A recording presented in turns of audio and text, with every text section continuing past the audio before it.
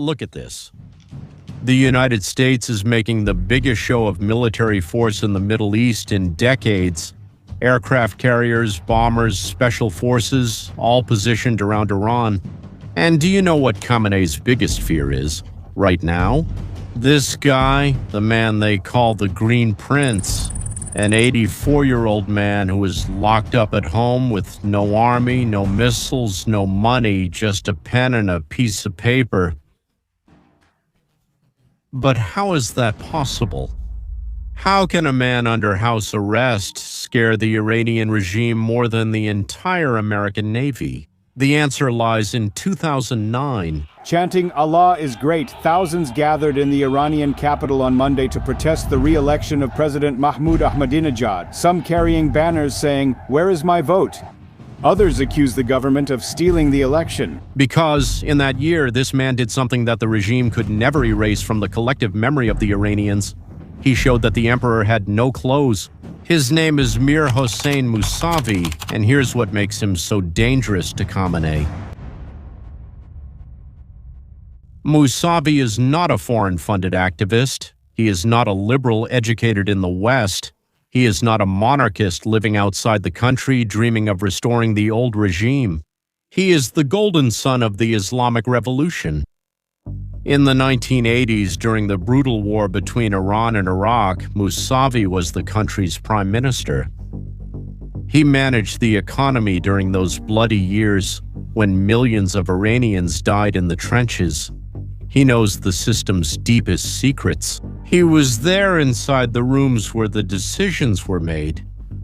For the generation that lived through that war, Mousavi represents the golden era of the revolution, when there was still purity and sacrifice, before corruption took over everything.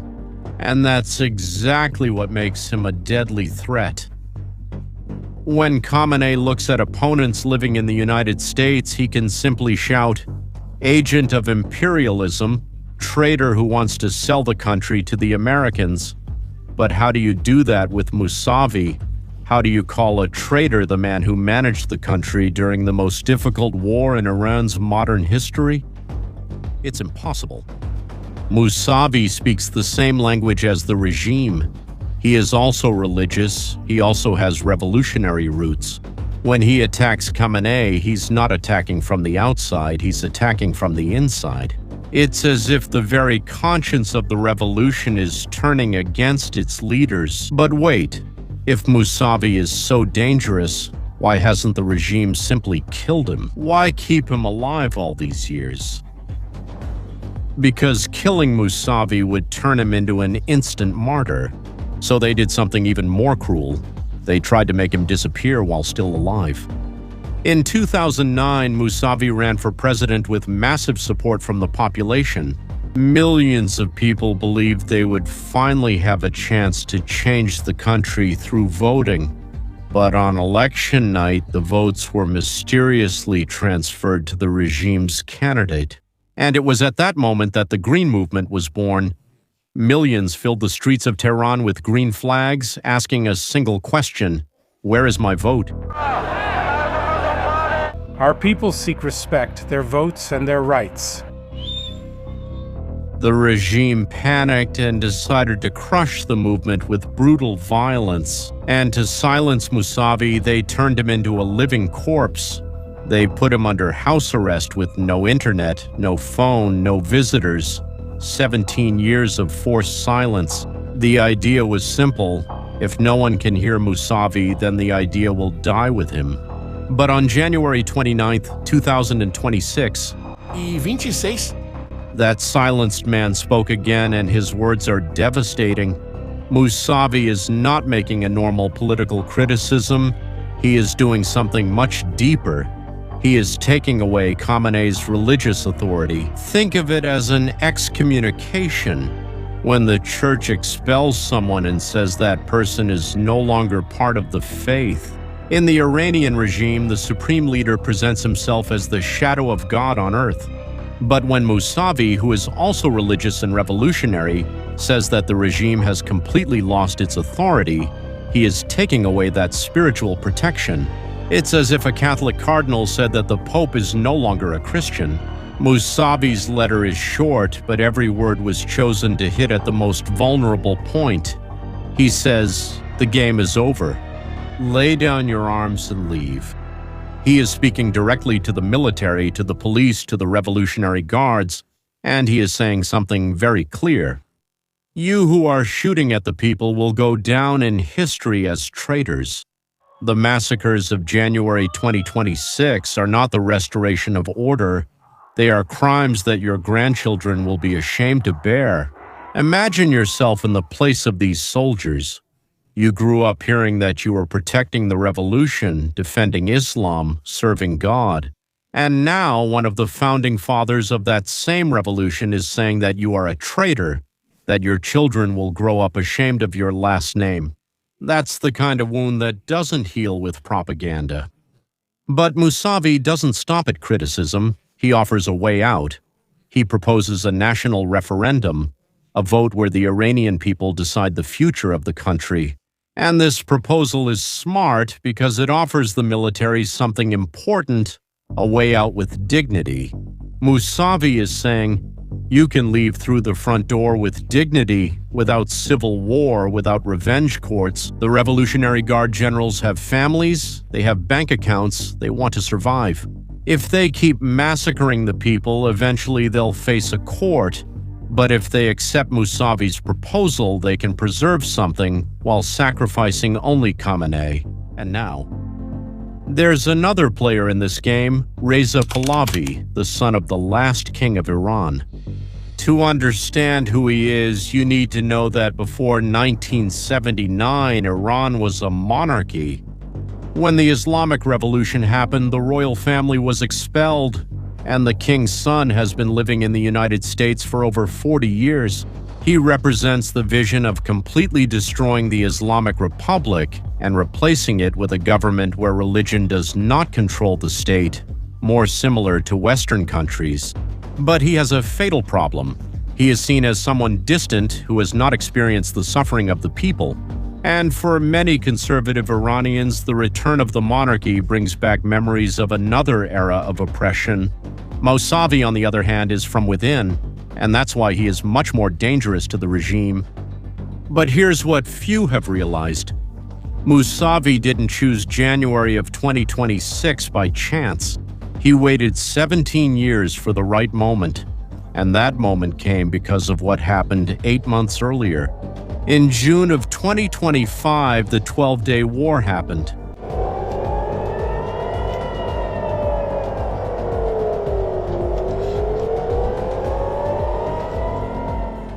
Israel and the United States launched a devastating military operation against Iran, and the result was the death of Iran's main military leaders. Israel managed to kill General Hossein Salami, the commander-in-chief of the Revolutionary Guard, and General Mohammad Bagheri, the chief commander of the armed forces. Think about the impact of that. It's as if the United States lost the head of the Pentagon and the commander of the Marines in the same week. 8 months later, the Iranian security system is still lost, with no clear leadership and no one who can give orders with authority. At the same time, the United States destroyed Iranian nuclear facilities. The regime couldn't stop anything. This military humiliation destroyed the myth of Iranian invincibility, and it's this context that makes Mousavi's statement so powerful. He's saying, in other words, that the regime failed in its primary duty of defense. They dragged the country into a war they couldn't win. And when Mousavi puts this into words, he's confirming what the generals already feel deep down in their minds. But they were afraid to admit it. But external military pressure only grew. In January 2026, the United States began the largest military mobilization in the Middle East in decades.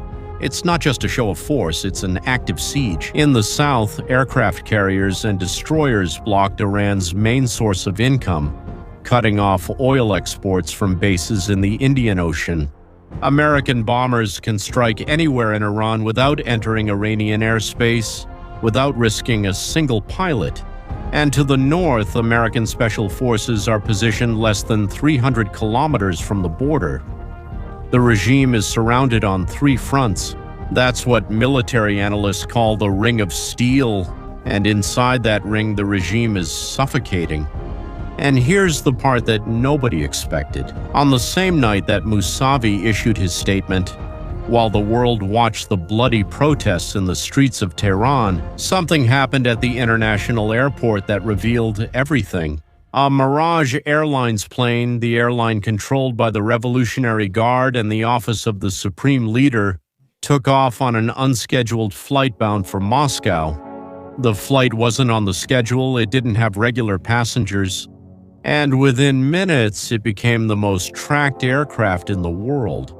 Thousands of people around the world were following that plane as it crossed Iranian and Turkish airspace until it finally landed in Moscow. Do you know what was in that plane? Well, no one knows for sure, but speculation exploded. Possibly billions in gold from the secret fund controlled by the Supreme Leader, or maybe sensitive documents, or who knows, high-ranking officials of the regime fleeing while there was still time. The meaning of this is devastating. When the elites flee, it's a big sign that the regime has already fallen. They just haven't officially told anyone yet. Think about the irony. On the same day that Mousavi says, "Lay down your arms and leave," a very important regime plane takes off for Russia in the middle of the night. It's as if Mousavi's words made their fears come true, the fear that the elite already felt but wouldn't admit. And now the Iranian regime faces 3 crises at the same time, a triple problem impossible to solve. First, its religious authority was destroyed by Mousavi, an insider who speaks the language of the revolution and whom the soldiers themselves respect. Second, its military leadership was eliminated in the 12-day war, and 8 months later it still hasn't recovered, leaving the security system without direction. Third, it is externally surrounded by the American Ring of Steel, unable to defend itself. You can't solve one problem without losing in another. You can't suppress the protests without losing authority. You can't ignore Mousavi without the military starting to question your orders. And you can't confront the United States militarily without being completely destroyed. And here's the truth that few understand. American bombs can destroy buildings and blow up bridges. But you can't bomb an ideology. You can't destroy a belief with missiles. Only someone from within, someone who speaks the language of that ideology, someone whom people respect for having been part of the revolution from the beginning, can destroy it. And that's exactly what Mousavi just did. He took off the regime's mask by using religious arguments to dismantle Khamenei's religious government. He didn't attack Islam, he attacked Khamenei using Islam. That's the difference between an American bomber and the Green Prince. What comes next, no one knows for sure. But the Iranian regime is facing an unprecedented moment. 3 crises at the same time, and analysts say it's impossible to solve one without losing in the others. Religious authority is being questioned from within. The military leadership has been decapitated. And all this while being surrounded by a powerful arsenal. For the first time in decades, the most dangerous threat to Khamenei doesn't come from outside, but from within. It doesn't come from the aircraft carriers in the Persian Gulf, but from a quiet, ordinary house. It doesn't come from the Pentagon, but from the Green Prince under house arrest. If the Iranian regime falls, it will be because someone from within showed that the emperor had no clothes. And that person is not an American general. It's an 84-year-old man with a pen and a piece of paper. And you, what do you think? If the Iranian regime falls, who is most likely to lead the new Iran? Mousavi, the Green Prince who speaks from within the system? Or Reza Pahlavi, the king's son who lives in the United States and represents a complete break? Leave your opinion in the comments. If this video helped you understand what's really happening in Iran, share it with someone who also needs to know, and subscribe to the channel for more analyses like this. See you next time.